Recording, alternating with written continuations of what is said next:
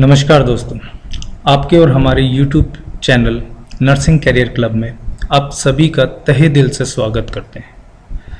हमें पूरी उम्मीद है कि आपने हमारा पिछला वीडियो ज़रूर देखा होगा। अगर किसी कारणवश नहीं देख पाए हैं तो डिस्क्रिप्शन बॉक्स में दिए गए लिंक पर क्लिक करके ज़रूर देखें।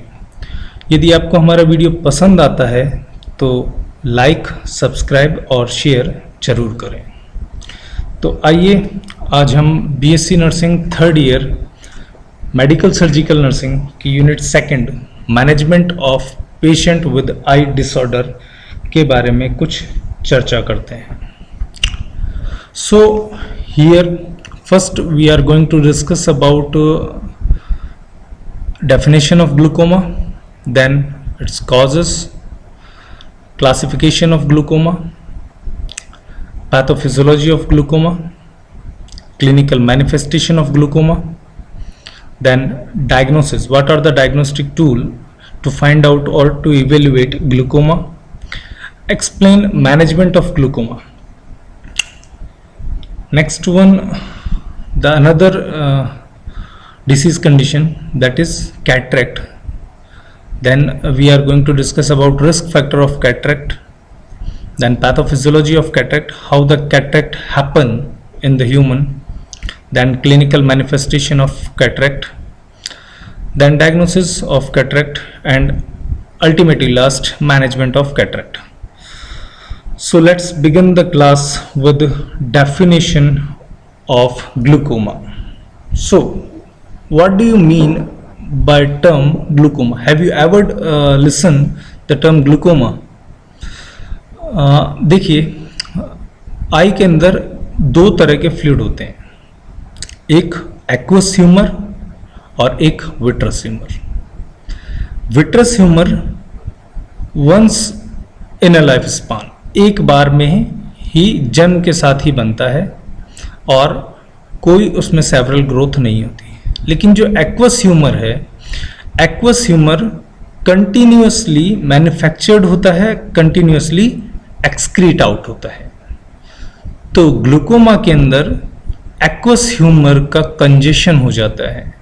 एक्चुअली इसका जो पाथवे है उसमें किसी तरह की abnormality, whether it is anatomically और वेदर इट इज फिजियोलॉजिकली, अगर इसकी फ्लो ऑफ चैनल में किसी तरह की कोई रुकावट आती है, उसकी वजह से एक्वस ह्यूमर का कंजेशन हो जाता है और इस कंजेशन के कारण आई के अंदर प्रेशर इंक्रीज होता है और वो प्रेशर शिफ्टिंग की वजह से आपकी ऑप्टिक नर्व को डैमेज करता है। तो इन्हीं सभी को हम ग्लूकोमा में कंसिडर करते हैं।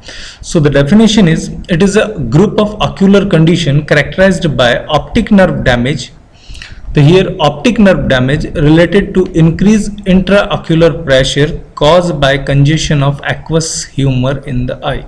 तो जैसा कि मैंने आपको बताया कि aqueous humor के इकट्ठे होने की वजह से प्रेशर बिल्डअप होता है आई के अंदर और ये बिल्डअप प्रेशर ऑप्टिक नर्व को डैमेज करता है। इसी को हम ग्लूकोमा कहते हैं। नॉर्मल इंट्राऑक्यूलर प्रेशर की बात करें तो it is up to 21 mm of Hg और 2.8 किलो पास्कल। इसे हम नॉर्मल प्रेशर ऑफ आई कहते हैं। सो इसी पे बेस्ड एक प्रैक्टिस क्वेश्चन है, what is normal intraocular pressure? So as we earlier discuss, 21 mm of Hg is the correct answer. So you can refer this on slide number 6. Then the causes of glaucoma, how the glaucoma happen. First cause है dietary cause. If someone is deficient to vitamin A, then this can happen to glaucoma or this may lead to glaucoma, whether it is genetic or hereditary due to gene mutation or prior history of glaucoma in the family. Next is ethnicity. It is clearly explained that East Asian people are more prone to develop glaucoma. So it might be due to some geographical condition or due to environmental maybe. But the fact is not clear, but it is probably more easy to identify East Asian people with glaucoma. Next one is prolonged use of steroid, because this may cause muscles weakness or muscular myopathy, further injury or trauma. कोई भी basic, whether it is sharp or whether it is blunt, this may increase pressure in the eye that may leads to glaucoma. Diabetic retinopathy is the next cause. Then it might be complication of otitis media, and the last one is old age. So these all are the causative factor for glaucoma. So on the basis of this, here is a practice question. Which vitamin deficiency cause glaucoma? So options are A, vitamin K, B, vitamin B, C, vitamin C, D, vitamin A. So the correct answer is vitamin A, because vitamin A is necessary for the eye. You may refer on slide number 9. So next one is the classification of glaucoma. How we can classify glaucoma? So basically glaucoma is of two type. We can classify it mainly into two types. First one is open angle glaucoma. See what happened with open angle glaucoma. The ciliary body is responsible to produce aqueous humor, and T meshwork is responsible for absorption of aqueous humor. If there is any controversy between T meshwork or ciliary body doing their work well, but T meshwork due to some physiological condition, T meshwork reduce their work or unable to perform their work, which means there is production is okay but the absorption is decreased. So this may rise the pressure within the eye. So this is called open angle glaucoma. In open angle glaucoma, aqueous humor flow is reduced through the T meshwork due to degeneration and obstruction of T meshwork, whose original function is to absorb the aqueous humor. So loss of absorption will increase pressure within the eye. तो जैसा कि मैंने आपको बताया कि ciliary body का main काम होता है एक्वस ह्यूमर का प्रोडक्शन करना, और टी मैशवर्क का काम होता है उसको एब्जॉर्ब करना.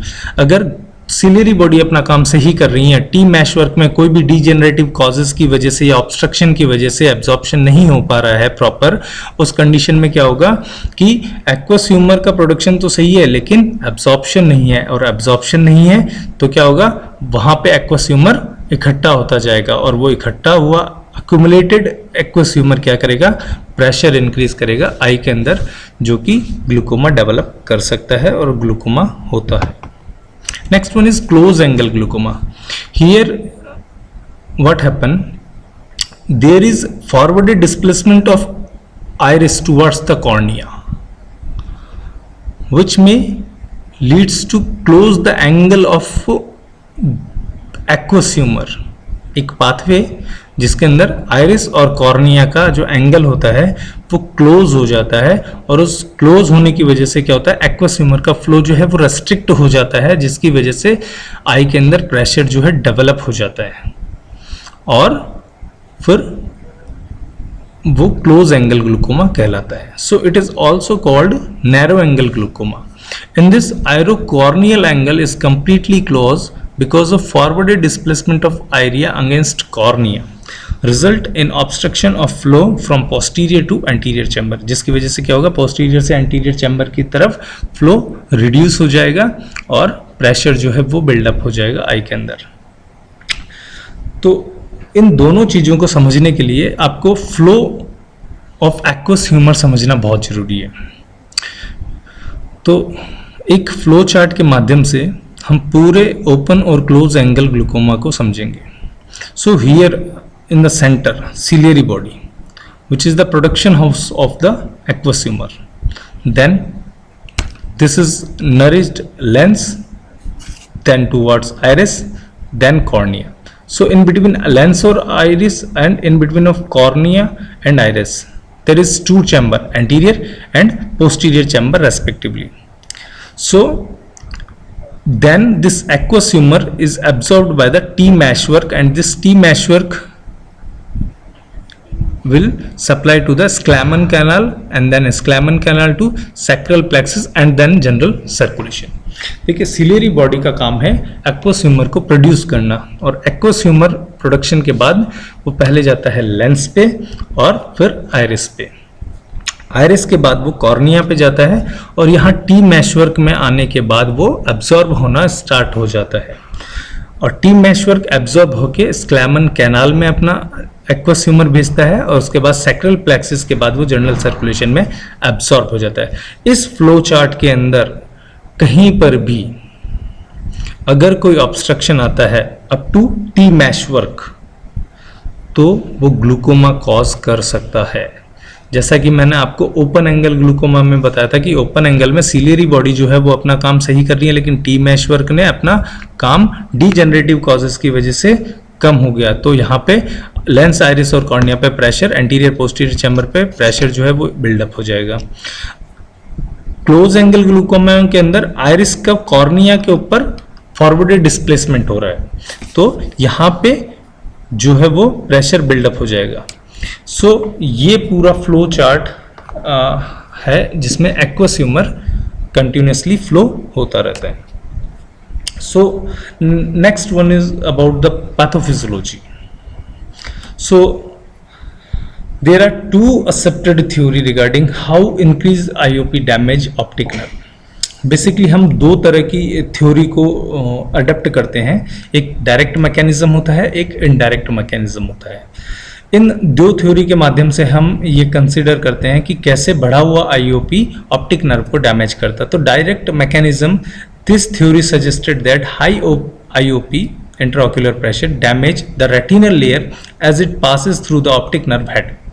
क्या होता है कि जैसे ही प्रेशर बिल्डअप होगा, एक्वस ह्यूमर का फ्लो रेस्ट्रिक्ट होगा और अक्यूमुलेशन ऑफ एक्वस ह्यूमर होगा आई के अंदर, उस कंडीशन के अंदर क्या होगा कि जो प्रेशर शिफ्टिंग का फिनोमिना है वो डेवलप होगा, और प्रेशर शिफ्टिंग की वजह से ऑप्टिक नर्व जो है just back of the I move करती है।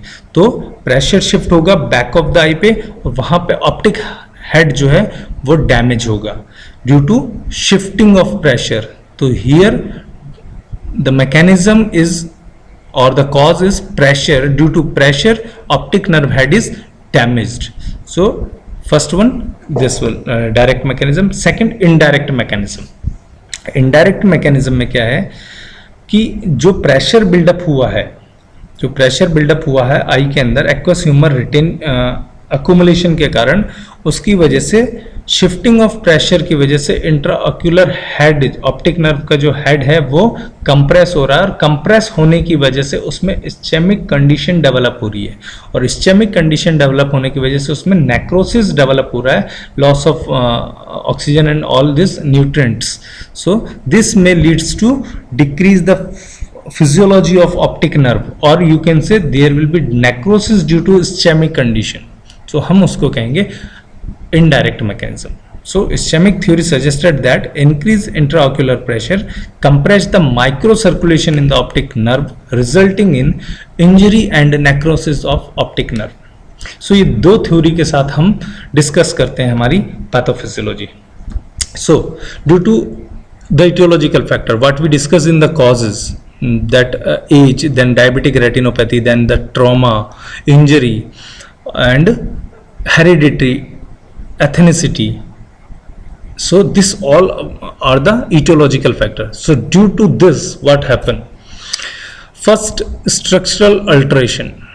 so due to constriction of or accumulation of aqueous humor, वहां पे सबसे पहले क्या होगा, स्ट्रक्चरल अल्ट्रेशन आएंगे, स्ट्रक्चरल चेंजेस आएंगे in this aqueous outflow system, tissue and cellular changes causes by the factor that affect aqueous humour dynamic leads to structural alteration.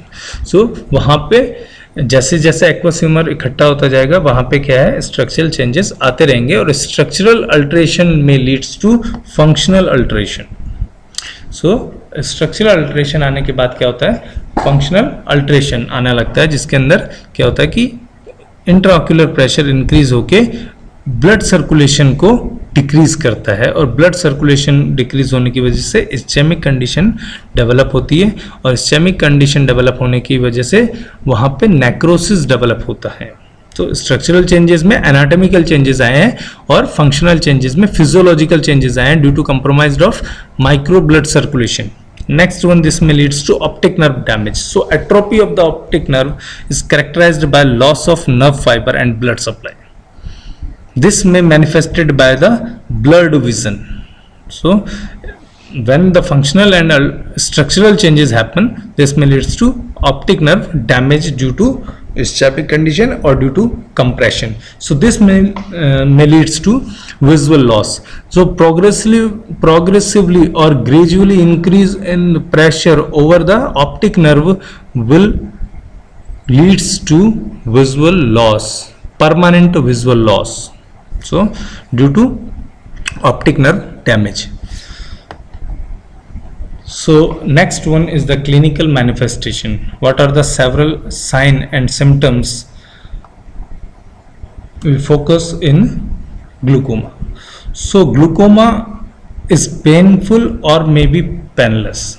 दोनों तरह की कंडीशन है, ट्रॉमेटिक है पेनलेस, माफ कीजिए पेनफुल, और कोई फिजियोलॉजिकल टी मैशवर्क की डिजेनरेटिव चेंजेस की वजह से आ रहा है, तो उस कंडीशन में ये painless. First, decrease peripheral vision. क्या होगा कि जो आपका पेरिफेरी विजन है, पेरिफेरी विजन मींस, देखिए हम अगर दोनों आंखों से सामने देखें तो वो इक्वल हम देख सकते हैं, लेकिन पेरिफेरी की बात करें तो पेरिफेरी विजन में क्या होगा कि अपन एक आंख का लेफ्ट आई का अलग पेरिफेरी होता है और राइट आई का अलग पेरिफेरी होता है। यहाँ पे ऑप्टिक नर्व डैमेज होने की वजह से जो पेरिफेरल विजन है वो रिड्यूस होता जाता है। It means it likes tunnel vision, ठीक है। जैसे पेरिफेरी आपकी रिड्यूस होगी तो वो कैसा होगा, टनल विजन में कन्वर्ट होता रहेगा। ऑप्टिक नर्व डैमेज हो रही है और माइक्रो सर्कुलेशन जो है वो भी कॉम्प्रोमाइज्ड हो रही है, तो इसकी वजह से जो साइन एंड सिम्टम्स निकल के आएगा वो है ब्लर्ड विजन। ब्लर्ड मींस धुंधला दिखाई देना, और रेस्पिरेटरी और आई, जहां पर भी आई साइट या परमानेंट विजन लॉस होता है उस कंडीशन में एंजाइटी एक साइन एंड सिम्टम है जो निकल के आता है, because vision loss or blurred vision may develop anxiety in the patient. So anxiety is the next sign and symptom for the glaucoma. Then headache, then nausea and vomiting, and restlessness due to all above factor. So next one is the diagnosis. How we can diagnose the glaucoma? So first one, history collection. History collection regarding etiological factor, history collection regarding trauma, any injury, regarding family history of previous illness of glaucoma in the family history of gene mutation, then geographical, because East Asian people are more prone to develop glaucoma, तो वहाँ पर भी हम geographical altitude का भी history लेंगे। Then physical examination with the help of direct ophthalmoscopy or direct vision. What are the changes develop in the eye due to glaucoma should be noticed by the physician. Next one, the choice of diagnosis method is tonometry, because tonometry is the device which is help to measure intraocular pressure. So tonometry जो है उसकी help से हम intraocular pressure को monitor कर सकते हैं। तो choice of diagnosis is tonometry. Next, gonioscopy to identify aqueous flow in the eye, कि गोनियोस्कोपी की हेल्प से हम एक्वस ह्यूमर के फ्लो को भी आइडेंटिफाई कर सकते हैं। और last one is USG, ultrasonography, to detect any lesion और alteration in the eye anatomical structure. कौन कौन से स्ट्रक्चरल चेंजेस आए हैं वो अपन यूएसजी के माध्यम से देख सकते हैं। तो चॉइस ऑफ डायग्नोसिस की बात की जाए तो टोनोमेट्री, बिकॉज उसकी हेल्प से हम इंट्राओक्यूलर प्रेशर को मेजर कर सकते हैं। गोनियोस्कोपी, एक्वस फ्लो के एक्वस ह्यूमर के फ्लो को हम आइडेंटिफाई कर सकते हैं, कहाँ पे ऑब्स्ट्रक्शन है, कहाँ पे क्लियर है। तो gonioscopy is the next one and last one is the ultrasonography to identify the structural alteration in the eye. Next one is the management of glaucoma. So, pharmacological management. The aim or goal is to reduce intraocular pressure by ciliary constriction, which reduce the production of aqueous humor or by increased outflow of the aqueous humor. So basically अगर अपन management की बात करें तो management में हम दो चीज पे फोकस करते हैं। एक तो प्रोडक्शन को कम कर दिया जाए और आउटफ्लो को इंक्रीज कर दिया जाए। अगर हम प्रोडक्शन को कम नहीं कर पा रहे हैं तो हमें आउटफ्लो इंक्रीज करना पड़ेगा, और आउटफ्लो अगर हम क्लियर नहीं कर पा रहे हैं तो उस कंडीशन में हमें सिलियरी बॉडी को कॉन्स्ट्रिक्ट करके उसका प्रोडक्शन, एक्वस ह्यूमर के प्रोडक्शन को रिड्यूस करना पड़ेगा। तो first one is the prostaglandin drugs, latanoprost. This will help for ciliary muscles constriction. Prostaglandin drugs जो होते हैं वो क्या काम करते हैं, सिलियरी बॉडी को कॉन्स्ट्रिक्ट करते हैं, और सिलियरी बॉडी कॉन्स्ट्रिक्शन की वजह से एक्वस ह्यूमर का प्रोडक्शन जो है वो रिड्यूस होता है। So latanoprost is the example. Next one epinephrine, this increase the outflow of aqueous humour in the eye. वैसे प्रैक्टिकली लेस सेलेक्टिव है। Then the choice of treatment is the miotic agent, pilocarpine, because pilocarpine और miotic agent जो हैं वो दोनों पे काम करते हैं, सिलियरी बॉडी कॉन्स्ट्रिक्शन भी करते हैं और एक्वस ह्यूमर के आउटफ्लो को भी इंक्रीज करते हैं। तो जो दोनों गोल हैं अपने मैनेजमेंट के वो मायोटिक एजेंट कंप्लीट करते हैं, इसीलिए चॉइस ऑफ ट्रीटमेंट है miotic agent pilocarpine. So next one is the cataract. Cataract Hindi में आपने नाम सुना होगा मोतियाबिंद। क्या होता है बेसिकली कैटरेक्ट, कि एक कैटरेक्ट जो है ओल्ड एज डिसऑर्डर है जिसमें आई लेंस की जो ओपेसिटी है वो इंक्रीज होती रहती है। वैसे आई लेंस एक क्लियर ट्रांसपेरेंट एक पार्ट है, लेकिन कैटरेक्ट के साथ में इसका ट्रांसपेरेंसी लॉस होता है और ये ओपेक हो जाता है, जिसकी वजह से विजन लॉस होता है। So here the definition of cataract. Cataract is a lens opacity और cloudiness of lens is known as cataract.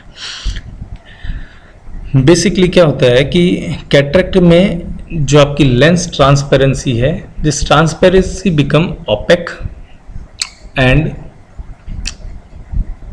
It is just look like cloudy appearance or show cloudy appearance of the lens. This is known as cataract. So after cardiac disease and arthritis, cataract is the third leading cause of disability worldwide. Worldwide में तीसरे number पे है cataract, जिसकी वजह से जो है disability होती है। Then the risk factor of cataracts. How the cataract is developed? So first main cause is aging. So aging is associated with loss of lens transparency, clumping and aggregation of lens protein which leads to light scattering. Actually lens के अंदर एक crystalline type का protein है ना, वो मिलता है, और क्रिस्टलिन एक ट्रांसपेरेंट प्रोटीन है, लेकिन ओल्ड एज के अंदर ये क्लम्पिंग होने की वजह से, एक जगह इकट्ठा होने की वजह से पिगमेंटेड हो जाता है, जिसकी वजह से क्या होता है कि लाइट जो है वो रिफ्लेक्ट हो जाती है वापस से। एक्चुअल में विजन कब होता है, जब लेंस से लाइट जो है क्रॉस होए, लेकिन ओपेसिटी और एग्रीगेशन और क्लम्पिंग ऑफ लेंस प्रोटीन की वजह से क्या होता है, जैसे ही लेंस पे लाइट पड़ती है, सनलाइट या लाइट, तो वो वहाँ से रिफ्लेक्ट आउट हो जाती है या स्कैटर्ड हो जाती है, जिसकी वजह से विजन लॉस होता है। Then also associated with accumulation of yellow brown pigment due to breakdown of lens protein. So as we earlier discussed, accumulation of lens protein, this will further break down into yellow brown pigment and further decrease oxygen uptake, and obviously there is lack of antioxidant vitamin C. The glutathione is the necessary antioxidant for the eye. So lack of this may cause cataract. Next one, associate ocular condition. Your first one is the retinitis pigmentosa. Retinitis pigmentosa is a group of eye disorder. It is genetically disorder in which retina become harder. Then myopia, nearsightedness, retinal detachment and retinal injury. So retinal detachment is the term emergency condition in which retinal pigmented epithelium is separated. Retinal pigmented epithelium is separated due to any force or trauma. Then infection, basically herpes zoster. Then the toxic factor which may also contribute to cataract, first is corticosteroid. High and prolonged use of corticosteroid may leads to cataract. Direct chemical eye burn and cigarette smoking, because cigarette smoking increase the aggregation of lens crystalline protein. So this may also leads to cataract. Then the nutritional factor, obviously first one, reduced level of antioxidant glutathione. Poor nutrition means lack of balanced diet. Next one is the obesity. Next, physical factor. So dehydration associated with chronic diarrhea or use of purgative in anorexia nervosa. Because dehydration की वजह से क्या होता है कि जो fluid है, body के सारे फ्लूइड जो हैं वो रिड्यूस हो जाते हैं, और वहाँ पर भी एक्वस ह्यूमर के रिडक्शन होने की वजह से नरिशमेंट ऑफ द आई जो है वो प्रॉपर नहीं हो पाता, और उसकी वजह से जो लुब्रिकेशन लॉस होता है वो विजुअल डेफिशिएंसी को कॉज करता है. सो डिहाइड्रेटेड विद पेशेंट में डेवलप होने के चांसेस ज़्यादा होते हैं कैटरेक्ट के. ब्लंट और शार्प ट्रॉमा, कोई भी चाहे वो डायरेक्ट हो या इनडायरेक्ट हो, अगर शार्प और ब्लंट ट्रॉमा है तो वो कैटरेक्ट कॉज कर सकता है. एक्सपोजर टू अल्ट्रावायलेट रेडिएशन और एक्सरे, जिसमें break down the lens protein. So this is about the risk factor of cataract. Now we discuss on the basis of this. Practice question है, what do you mean by myopia? A, near sightedness, B, far sightedness, C, tunnel vision, D, blurry vision. So far sightedness, माफ कीजिए, near sightedness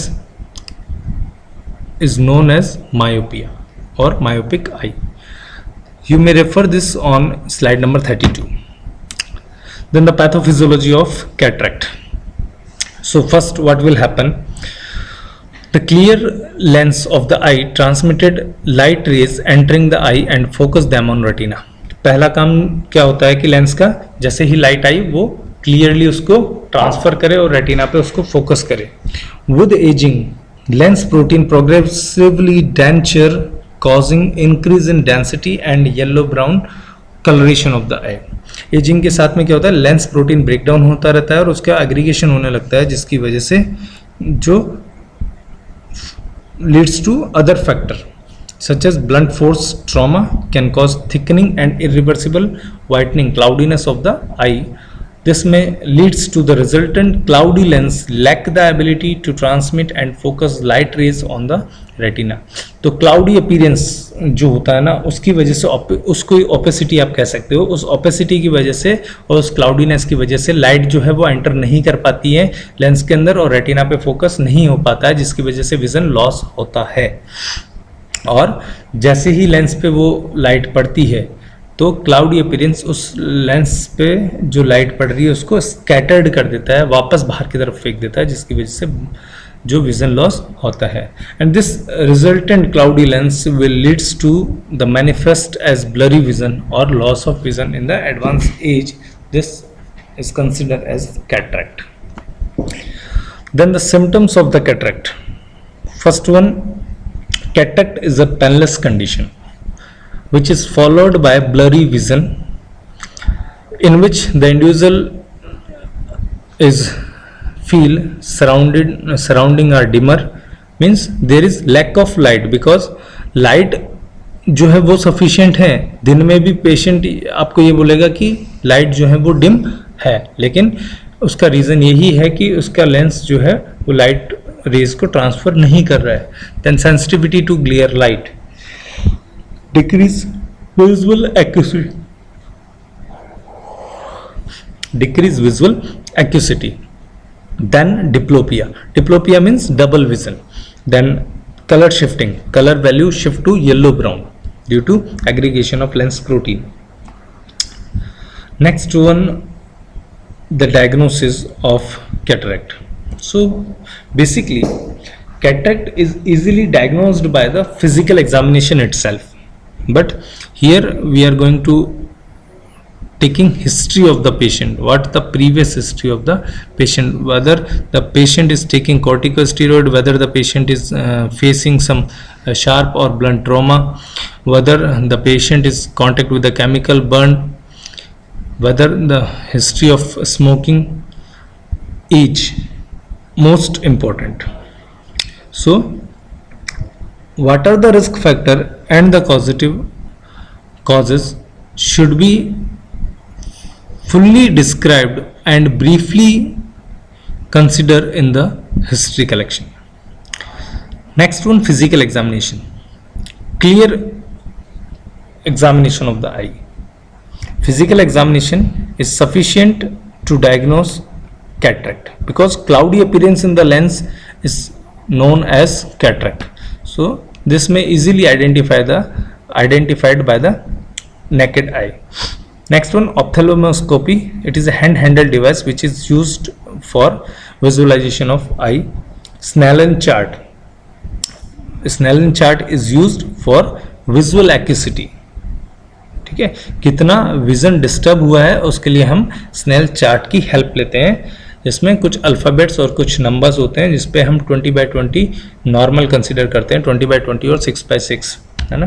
तो हम उससे visual एक्यूसिटी को identify करते हैं। Next one है slit lamp biomicroscopic examination. Slit lamp biomicroscopic examination में हम फुल आई का माइक्रोस्कोपिक एग्जामिनेशन करते हैं, उसमें हम स्ट्रक्चरल चेंजेस को आइडेंटिफाई करते हैं। हम कौन कौन सा एनाटॉमिकल डीप स्टडी के लिए हम स्लिट लैंप एग्जामिनेशन पेशेंट का करवाते हैं। Next one is the management of the cataract. So there is no specific medical management to cataract, but giving this we all reduce the progress of cataract. Basically cataract का कोई भी medical management नहीं है, but कुछ vitamin C, antioxidant और beta carotene की help से हम कैटरेक्ट की ग्रोथ को रिड्यूस कर सकते हैं। So basically vitamin C, antioxidant और बीटा कैरोटीन, ये तीनों एजेंट जो हैं वो कैटरेक्ट की ग्रोथ को रिड्यूस करने में हेल्पफुल होते हैं। But the main thing is the surgical management of the cataract. So intra capsular cataract extraction surgery, the technique of choice for cataract extraction was intracapsular cataract extraction surgery. In this, the entire lens, nucleus, cortex and capsule is removed and fine suture close the incision. Intracapsular cataract extraction surgery के अंदर हम nucleus, cortex और capsule को completely remove कर देते हैं, उसके बाद फाइन सुचर से उसके इंसिजन को क्लोज कर देते हैं। Second one is the extracapsular cataract extraction surgery. This achieve the intactness of a small incision wound and maintenance of the posterior capsule of the lens, reducing post-operative complication. A portion of the anterior is removed, allowing extraction of the lens, nucleus and cortex, and the posterior capsule and zonular support are left intact. Intracapsular में हम complete lens को करते हैं और extra capsular में हम कुछ part portion को जो है वहां पे सपोर्ट के लिए छोड़ देते हैं। And last one is the phaco emulsification, the choice of treatment in which with the help of some sonographic wave we can melt the affected lens and replaced by the artificial lens, intraocular lens. So this is choice of treatment or surgery for cataract, phacoemulsification. Extracapsular surgery, use of an ultrasonic device that liquefied nucleus and cortex, and this is replaced by intraocular lens. So this is all about I disorder. यदि video से संबंधित कोई भी परेशानी हो तो comment में लिखें, और वीडियो पसंद आता है तो लाइक, सब्सक्राइब और शेयर जरूर करें। Thank you.